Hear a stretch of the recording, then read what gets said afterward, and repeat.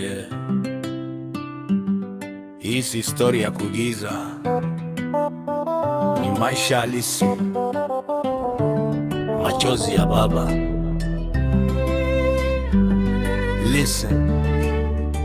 Ilikuwa tarehe 3 mwezi wa 10 mwaka 24, usiku wa manane, kimya kikatawala mtaa wote.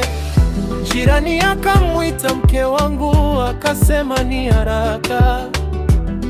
Akaenda na mtoto, moyoni nikabaki na mashaka. Saa 2:30 giza likazidi, mtoto akaachwa peke yake. Dunia haikuwa na huruma. Aliporudi dukani, kilio kikapasua anga. Sauti ya mtoto ilinifanya nihisi maumivu ya baba. Haira, machozi ya baba yanatiririka.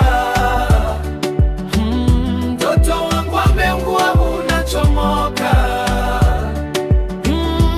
Mungu nishike, usiniachie. Fari katika giza hili, uwe nuru yangu. Mke wangu hakurudi mapema, presha ikaniua. Nikaanza kuhisi vibaya, moyo haukuwa na amani. Nikatoka nje ya nyumba nikitafuta majibu. Nikapewa habari nzito, mtoto ameungua vibaya. Miguu ikatetemeka, machozi yakaanza kunitoka, lakini nikajipa nguvu, nikakimbia hospitali.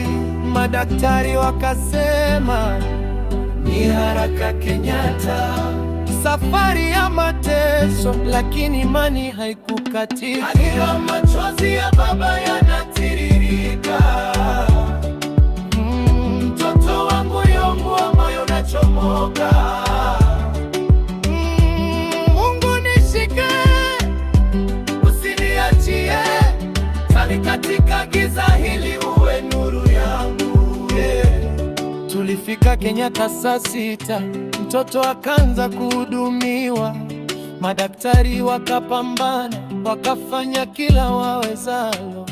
Mfuko wangu ulikuwa mtupu, sikuwa na cha kutoa.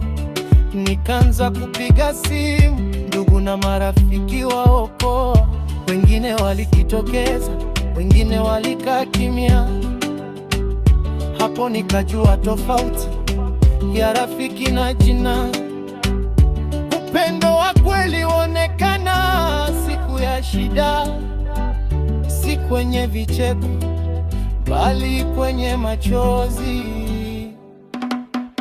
Siku ya 17 tukarudi nyumbani, mtoto akiwa hai. Hiyo ni neema ya Mungu. Nilianguka magotini, nikasema asante. Waliokuwa nami, naomba Mungu awainue. Kadra machozi ya baba